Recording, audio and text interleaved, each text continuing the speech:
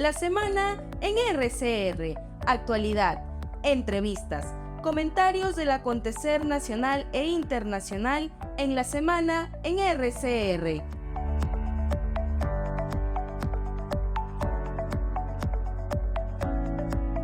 Qué gusto saludarte, Luis Fernando. Buen día, muy amable como siempre. ¿Cómo estás? Claro que sí, gracias por la llamada. Comienzo con una pregunta que te debe haber hecho en varias oportunidades, porque tú conoces muy de cerca el tránsito político en el último cuarto de siglo en el país. Lleva 25 años en nuestro país. Llegaste como observador político, pero conoces muy de cerca el tránsito, el devenir político de los últimos años. ¿En algo ha cambiado la política en el Perú? Uy, José, qué pregunta tan complicada.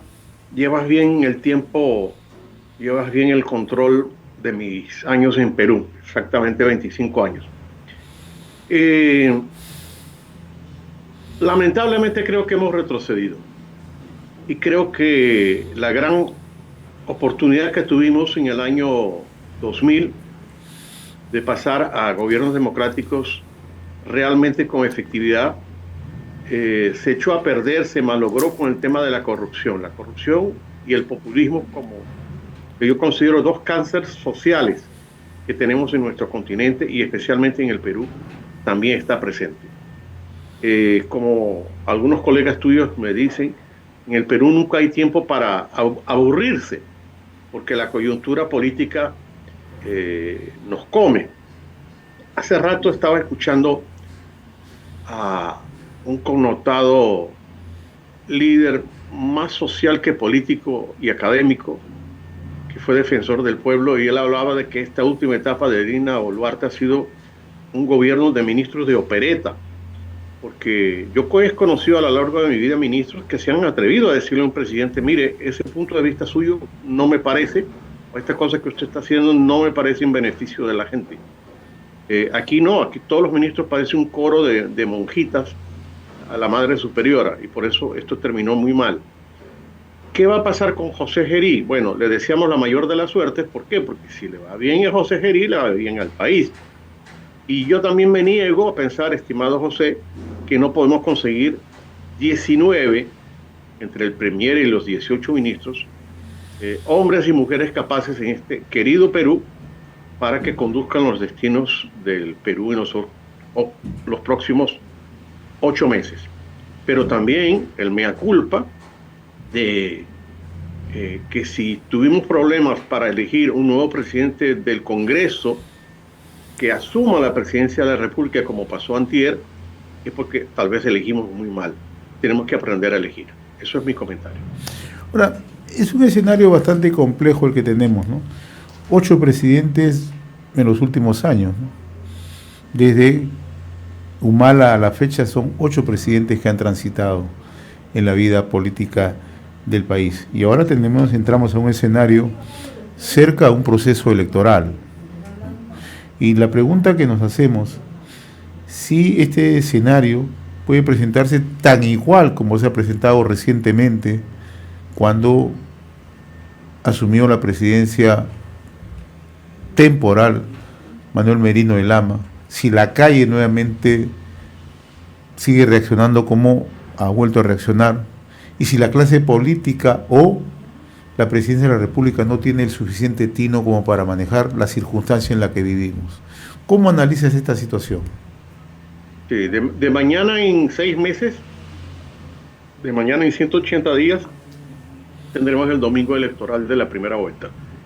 Y la presión de la calle es fuerte, pero en la calle también se infiltran mucha gente politizada con intereses concretos de crear caos en las marchas, de destruir parte de la infraestructura municipal, etcétera. Todo eso hay que controlarlo, una labor de inteligencia por parte de la policía. Yo creo mucho que ha fallado en la policía es incrementar las tareas de inteligencia, incluyendo el sicariato y las extorsiones. Creo que hay que sembrar policías en los barrios para que estén en contacto con la gente y sepan lo que está pasando.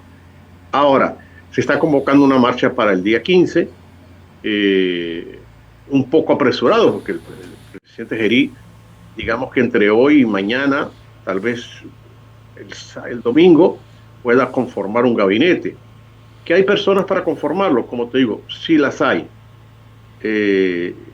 No conozco tanto personas de las nuevas generaciones que puedan conformar ese gabinete, pero si estoy pensando en Walter Gutiérrez, que parece que por cuestiones académicas ha dicho que no puede, estoy pensando en un general Miyashiro, estoy pensando en la congresista Gladys Echaíz y otras personas un poco mayores. Estoy seguro que también en las nuevas canchas hay gente más joven que pudiera integrar un gabinete, que es un gabinete básicamente para cumplir con lo que el presidente dijo en su discurso inaugural. Minimizar al mínimo, perdón, la redundancia, el tema de la inseguridad ciudadana, llevar a buen puerto estas elecciones. Y un tercer elemento que él lo mencionó de pasada, pero que a mí me parece fundamental, recuperar la confianza ciudadana, que tal vez sea la misión más imposible, porque realmente en los últimos años, haciendo esta retrospectiva, si hemos mejorado o peorado, creo que hemos empeorado mucho en que ya nadie cree en nadie. Y cuando uno no cree en su país y en las instituciones de su país, está condenado al fracaso. Tú mencionabas hace unos instantes que uno de los grandes factores para esa inestabilidad política en el país es la corrupción. Y eso en realidad no deja dudas. Pero ahora hoy tenemos otro elemento que se suma, que es la alta informalidad en la política y que va acompañada de las economías ilegales. ¿Cómo estás mirando este tema? Pues es un tema bastante delicado, Luis Fernando. Tú viajas permanentemente por el interior del país, eres docente universitario, eres consultor, conoces muy de cerca la topografía social del país. ¿Cómo miras todo este escenario? Lo veo muy complicado, sobre todo porque las leyes permisivas han permitido, valga la redundancia, que tengamos 40 partidos, 42 partidos en contienda. No me quiero imaginar lo que va a ser el día de la elección, el día D, para que una persona humilde que realmente trabaja de 5 de la mañana a 8 de la noche o 10 de la noche, no se haya podido enterar de qué va a encontrar en esa sábana electoral más que una cédula electoral. Creo que los organismos electorales, especialmente la OMPE, va a tener que hacer un gran trabajo, y los partidos políticos que van a participar en la elección, un gran trabajo didáctico de explicarle a la gente cómo votar, porque además vamos a votar senadores en doble estancia, diputados, Parlamento andino que actualmente no sirve para mucho.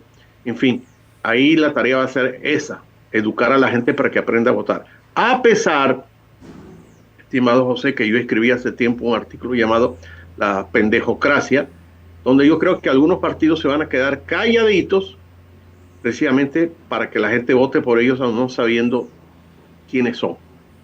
Y eso está mal, porque quieren meternos gatos por liebre. Yo creo que hay que enseñarle a la gente cómo votar para que no cometamos los errores que se cometieron en esta playa de presidentes que hemos tenido en los últimos años y que nos han dejado también una imagen internacional muy complicada. Yo hablo con mucha gente, colegas míos universitarios en el exterior, y ellos no entienden esta situación, esta dicotomía en que el dólar es una moneda muy fuerte junto digamos, a la moneda nacional, al sol, y que a pesar de los embates políticos no sufre, como ha pasado en las últimas 48 horas, que el dólar se ha mantenido a la baja, pero no entienden esta conflictividad política con una estabilidad social. Y yo digo, bueno, eso se llama la buena rienda que tenemos en el Banco Central. Esa es otra figura que, según él, ya él está de salida a sus cuarteles de invierno porque ha estado más de 40 años al frente del banco, pero sería una figura ideal para comandar, por ejemplo, la PCM. Es un hombre que viene del mundo económico, pero tiene una gran capacidad de gerencia. Ojalá el presidente del BCR aceptara un reto en estos 6-8 meses que quedan para el nuevo gobierno. ¿A quién puede favorecer esta situación que vivimos en el Perú, Fernando, a poco menos de 7 meses de elecciones? ¿Quién gana, quién pierde? Lamentablemente a los grupos extremistas, tanto de izquierda como de derecha. La teoría del caos, que no es una teoría nueva, es histórica, indica que donde se siembra el caos, se consiguen los objetivos más sucios, más cochinos, porque la población está desorientada, entonces no sabe qué hacer, quiere marchar por la inseguridad, pero dentro de la marcha hay infiltrados que van a destruir el patrimonio público, quiere protestar porque hay informalidad en el trabajo, por el sicariato, por el transporte, pero las marchas muchas veces están orientadas a crear el caos. Y eso es terrible porque normalmente quienes sirven de carne de cañón en el caos es la gente más humilde, la gente que iba pasando por la calle y no tenía nada que ver con la protesta. Y recordemos los episodios terribles de estos jóvenes, Ethan y Brian, que fallecieron sin tener mayor protagonismo o culpa de lo que estaba pasando en ese momento. La presidenta que se fue hasta último momento hablaba de unidad, pero lamentablemente no dio el ejemplo de la unidad. En efecto, ¿no? Se han cometido muchos errores, ¿no? Pero también hay responsables en toda esta situación que estamos viviendo en los últimos años. La clase política, un Congreso que en realidad, tal como tú lo explicabas hace un momento, hace que la gente no crea justamente en las organizaciones políticas. Le ha perdido, ¿no?, todo nivel de credibilidad. Entonces la gran pregunta que nos hacemos, ¿hacia dónde vamos? Porque además se ha perdido otro elemento que seguramente tú lo observas porque eres muy acucioso. La tolerancia política se ha perdido en el país. Sí, tienes razón. Si no enrumbamos esto a pensar en el país, sino en la camiseta política, porque aparte del legislativo y del ejecutivo, tenemos una crisis terrible en el Poder Judicial. Entonces los tres organismos que se supone son las estacas, son las columnas del proceso institucional, están en crisis. Y yo creo que la elección próxima va a ser una especie de parteaguas entre lo que puede ser nuestro futuro económico con el puerto de Chancay y con grandes inversiones que quieran venir al país, pero que están temerosas de lo que pasa en la parte política. Si elegimos mal a quien nos va a gobernar a partir del 28 de julio, el país no le va a ir bien. El peligro que tenemos en ciernes, Luis Fernando, es también las economías ilegales que están ingresando a la vida política.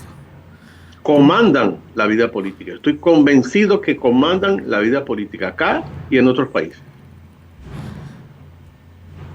¿En cuánto riesgo nos pone eso, Luis Fernando? Tú eres estudioso. Terrible, terrible, porque son los tentáculos del narcotráfico penetrados a la política, a financiar campañas sucias. No se va a conseguir lo que se llama la ruta del dinero, es que saber un candidato de dónde saca dinero para su campaña. Y a pesar que las campañas ahora son muy digitales, todavía hay un gran trabajo de organización a nivel comunal, donde la gente cambia votos por un saco de arroz, etc. Y eso es terrible porque ese dinero viene del narcotráfico y de las conexiones internacionales. Esto está pasando en Ecuador, en Colombia, por supuesto que en Venezuela, en México, donde nadie puede negar que esa presidenta llegó a la cúspide de su mandato a través de los carteles de Sinaloa y otras organizaciones. Así ella ahora se niegue a confirmarlo, a aceptar que estamos en unos tentáculos del narcotráfico que superan las presidencias de los países. Relevante lo que mencionas tú, citando casos de países en la región, ¿no? Pero ahí se da un fenómeno que hay que establecer. Estas economías ilegales, que en el Perú al narcotráfico se suma la minería ilegal, lo que buscan es control político, control territorial, como lo han logrado en algunos países ya. Así es, en el caso de Madre de Dios es terrible cuando tú dices que uno viaja al interior. Sí, es cierto, es terrible cuando tú pasas Cusco en el avión y vas entrando a los territorios de Madre de Dios, ver esos terrenos depredados por los campos de la minería ilegal. Y lamentablemente las Fuerzas Armadas acantonadas en esas regiones no tienen la forma de combatir eso. Cierran por aquí un campamento, se abren 4 por allá. Y son personas que están armadas, con armamento de última generación y con materiales de última generación. Uno se pregunta, ¿cómo llega a Madre de Dios? ¿Cómo llega a Patás? Maquinaria pesada para hacer minería ilegal sin que pase por nuestras carreteras donde se supone la policía y la Guardia Nacional, las Fuerzas Armadas deberían controlar a dónde van esas maquinarias y qué elementos químicos tienen. Así que aquí hay de alguna manera una coordinación con fuerzas de la policía y de la Guardia Nacional, o sea, de las Fuerzas Armadas, que se hacen la vista gorda cuando esos materiales pasan.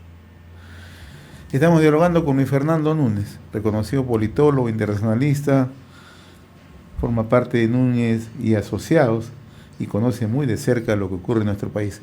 Quiero aprovechar esta conversación, Luis Fernando, para tocarte otro tema que en realidad ha dado la vuelta, sigue dando la vuelta al mundo, sigue dando que hablar. El Premio Nobel de la Paz ha sido concedido a María Corina Machado, ¿no?, por promover los derechos democráticos del pueblo de Venezuela. Tú conoces muy de cerca la realidad de Venezuela, Luis Fernando. ¿Cómo interpretas esta decisión de que se le haya concedido el Premio Nobel de la Paz por la Real Academia a María Corina Machado? Yo, que soy un hombre católico, creo que es una bendición de Dios que se hayan acordado del caso venezolano. María Corina lleva años denunciando esta situación, la violación sistemática a los derechos humanos, incluyendo al derecho del voto, porque recordemos que el 28 de julio del año pasado, Edmundo González Urrutia, con la anuencia de María Corina, ganó abrumadoramente las elecciones en una cosa parecida a un 80-20, y el régimen simplemente le dio la vuelta en una servilleta de papel. Pero me parece muy bien que el premio ahora sea una protección, porque en el fondo, José, yo creo que el premio protege a María Corina de las agresiones, de la persecución política, y que el narcorrégimen venezolano ahora tendrá mucho más cuidado en querer atraparla, en querer torturarla, en querer vengarse de ella. Además que ella ha sido muy astuta, porque lleva más de 400 días no permitiendo que lleguen a donde ella está. Y luego, y es innegable, la protección mayor que le dará el gobierno norteamericano, la conversación que ella tuvo ayer con el presidente Trump y con el secretario de Estado, porque como tú también eres acucioso de la observación de lo que está pasando, lo de Venezuela ya no da para más. Maduro ha hecho todo lo posible, ha negociado todo lo posible, hasta que le dijeron la semana pasada, stop, aquí ya no hay nada que negociar más. Usted va preso o nosotros vamos a entrar a sacarlo, como pasó con Noriega en Panamá. Y es interesante lo de Noruega, el premio Nobel, que es el único premio Nobel de la paz que no se entrega en Estocolmo, sino en Oslo. Es muy interesante porque Venezuela, el narcorrégimen de Maduro, también montó una mesa de negociación bajo el auspicio del Reino de Noruega. Y, por supuesto, como de costumbre, ellos traicionaron todos los acuerdos que se habían firmado en mesa.